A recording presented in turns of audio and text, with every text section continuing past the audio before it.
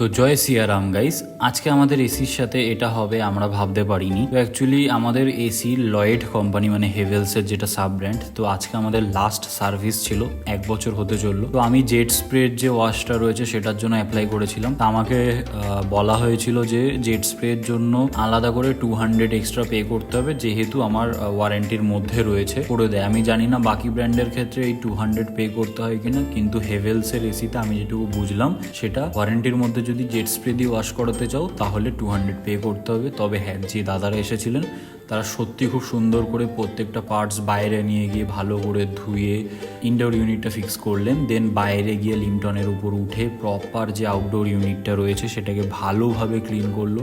মানে রীতিমতো আমি দাঁড়িয়েছিলাম, আমি দেখছিলাম কীভাবে কী ক্লিন করে কি না, যাতে ইন ফিউচার আমিও যদি কোনোদিন জেট স্প্রে কিনি সেটা করতে পারি। ইভেন এসির নিচে পর্যন্ত আমি কাউকে কোনোদিন ক্লিন করতে দেখিনি, সেখানেও ক্লিন করেছে। দেন বেরিয়ে পড়লাম বিকালবেলা ডোগেশ ভাইয়ের উদ্দেশ্যে, কারণ ডোগেশ ভাই ল্যাপটপের সাথে যুদ্ধ করতে গিয়ে নিজের ল্যাপটপটাকে ভেঙে ফেলেছে। তো মধ্যমগ্রামে সুধৃতি কম্পিউটার্সে চলে আসলাম, আর এই যে ল্যাপটপের অবস্থা ভেঙে পুরো একদম হিঞ্জ ভেঙে দিয়েছে। ল্যাপটপ দিয়ে কি ব্যাডমিন্টন খেলে না ক্রিকেট খেলে আমি জানি না। তো শেষমেশ ও কোটেশন নিচ্ছিল, আর এই যে পুরো দাদাও বলছিল যে ডিসপ্লেটা ভেঙে যেতে পারে। তো তারপর দোকানে দিয়ে আমরা তেল ভরতে আসলাম, কারণ ল্যাপটপটা 3 ঘন্টা পরে আবার নিতে আসতে হবে। তো 3 ঘন্টা পরে আমি আমার টাট্টু ঘোড়াটাকে নিয়ে সোজা বেরিয়ে পড়লাম ডোগেশ ভাইয়ের উদ্দেশ্যে, কারণ ল্যাপটপটা ওর ভাঙতে পারে কিন্তু চিন্তা সব থেকে বেশি আমার। তো গিয়ে দেখছি ডোগেশ ভাই বিন্দাস একদম চিল হয়ে ক্রিকেট খেলছে। তো তারপর ডোগেশ ভাইকে খিস্তি মেরে বাইকে তুলে সোজা আবার বেরিয়ে পড়লাম সুধৃতি কম্পিউটার্সের উদ্দেশ্যে, কারণ চিন্তাটা তো আমারই না, ওর তো কোনো চিন্তা নেই। তো গিয়ে দেখছি দাদা একদম ঝিঙ্কুভাবে